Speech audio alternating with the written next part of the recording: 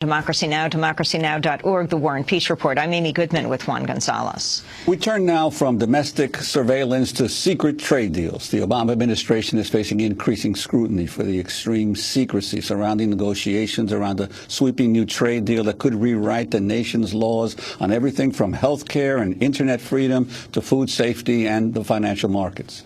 The latest negotiations over the Trans-Pacific Partnership, or TPP, were recently held behind closed doors in Lima, Peru.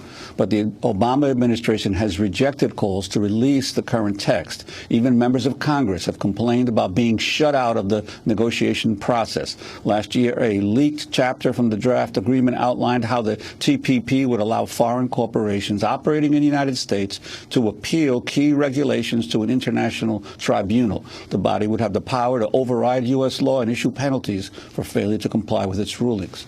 Earlier leaks from the draft agreement exposed how it included rules that could increase the cost of medication and make participating countries adopt restrictive copyright measures.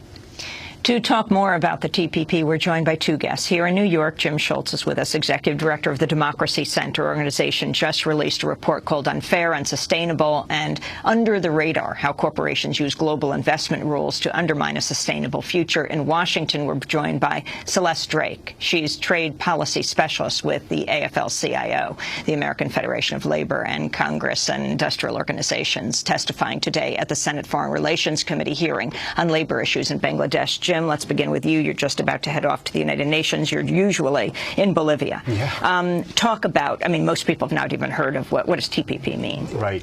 Well, it's the Trans-Pacific Partnership, and this is part of this global web of trade agreements that are being negotiated, that have been negotiated over the last 30 years, that, you know, from the outsider, it could seem like it's a bunch of legal mumbo-jumbo, but really what's at stake is democracy.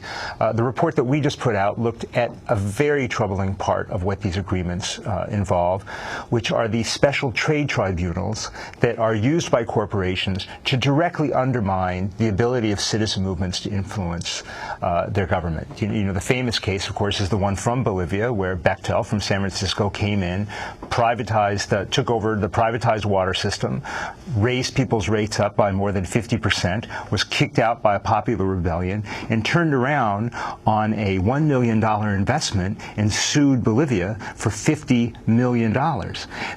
These cases, there's almost 500 a year now of these cases being filed all over the world. Philip Morris, the tobacco giant, is suing Uruguay for the sin of putting health warnings on their cigarettes. In El Salvador, so Uruguay decided to put stiffer health warnings on cigarette packages. And Philip Morris doesn't like that. So Philip Morris uses a bilateral investment treaty between Uruguay and Switzerland. So Philip Morris somehow puts on a Swiss hat and pretends it's a Swiss company and is suing Uruguay for hundreds of millions of dollars.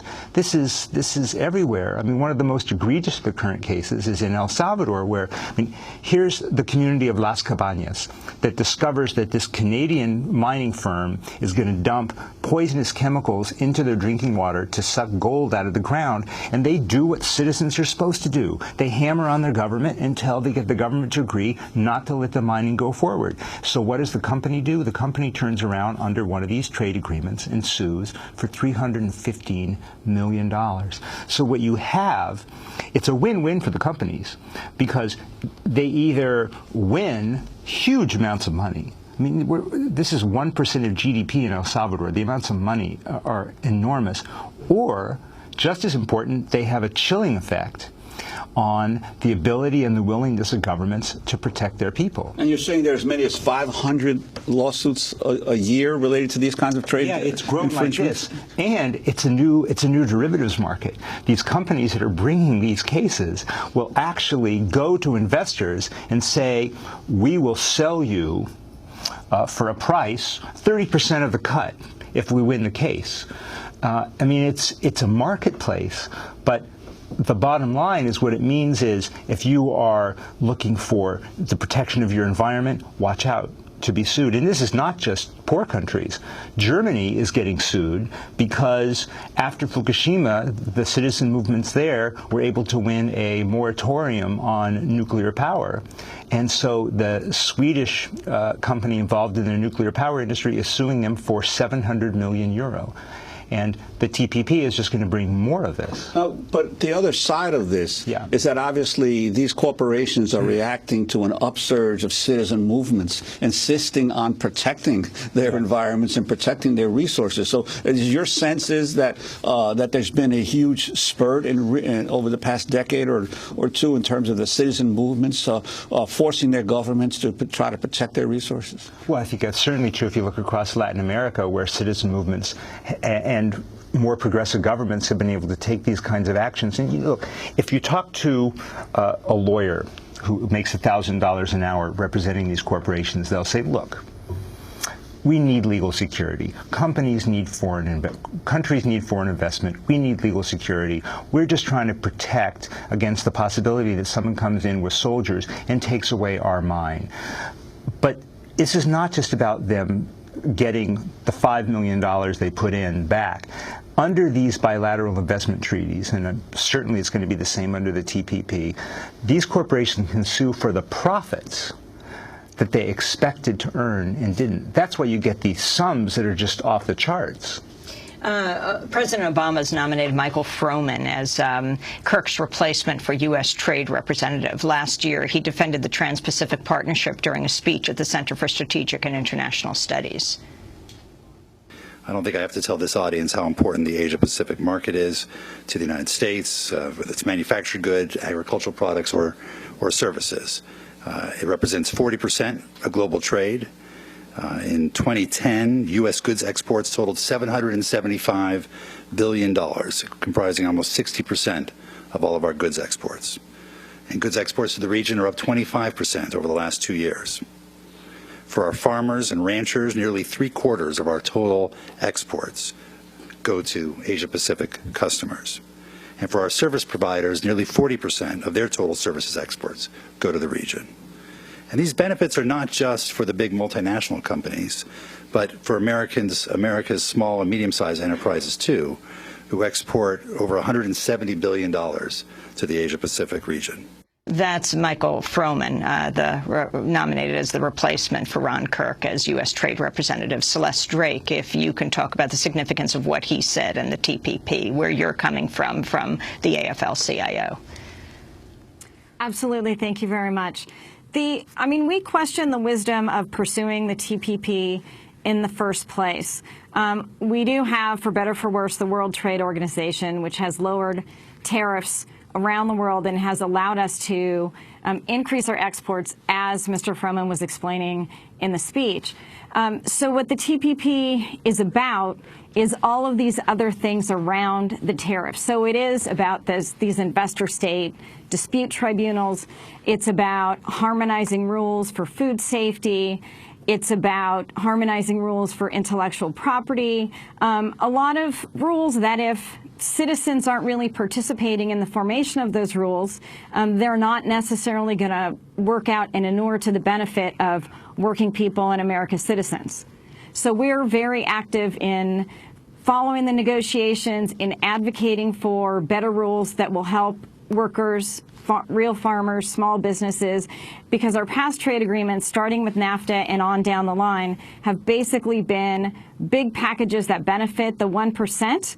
And if anybody else benefits, it's really only by accident and not really by design. Celeste Drake, you're scheduled to testify on Bangladesh and the situation with workers there. How would these trade agreements impact on this whole issue of the race to the bottom in manufacturing by many international corporations to places like Bangladesh, which result in these tragedies like the Tazreen fire and then the recent building collapse of more than 1,000 workers killed? Well, in trade agreements, and beginning with NAFTA, which was a really poor example, the United States has tried to put in so-called labor obligations. In NAFTA, it was a side agreement, largely unenforceable. They've gotten better through the years, but they're really kind of a Band-Aid that tries to fix some of the really destructive patterns that have been caused by globalization. Globalization on a corporate model has led to this race to the bottom where the world's biggest corporations really play a game of arbitrage, and they're pitting, especially developing countries, one against the other, who can provide the lowest wages, the weakest worker rights regime, the fewest unions. And, you know, the winner is really the loser because they've got workers who are working really hard, putting in a hard day's work, and very possibly putting their lives at risk, and definitely not raising their standards of living. And when workers in any one country are allowed to be abused like that and have their rights repressed, it actually lowers the wages and the rights for workers all around the world. So when we can try to improve it slightly through these trade agreements, that's never going to be the silver bullet to really fix the problem. We've got to address it globally because it's a global problem. I also just wanted to point out, Michael Froman's been in the news, the U.S. Trade Representative, longtime White House economic aide, nominated to be Obama's trade representative for having nearly $500,000 in a fund based in the Cayman Islands, according to financial documents provided to the Senate Finance Committee. The New York Times says, according to a 2011 document, that Froman had $490,000 in a fund managed by Citigroup based in Grand Cayman's Ugly House, a modest whitewashed building that's been widely cited as a symbol of tax avoidance since it's home to nearly 19,000 business entities seeking favorable tax treatment. Jim Schultz, what's the significance of that and the whole U.S. Position on trade, who it is lobbying for? You know, I don't think there's any question. You know, it's all about U.S. corporations and large corporations, because if you think about it, what is the biggest threat to the ability of corporations to go into a country, whether it's Salvador, Bolivia, anywhere, and suck out the natural resources without any regard for the environment or labor standards? The threat is democracy. Right? The threat is that citizens will be annoying and get in the way and demand that their governments take action. So what corporations need is they need to become more powerful than sovereign states.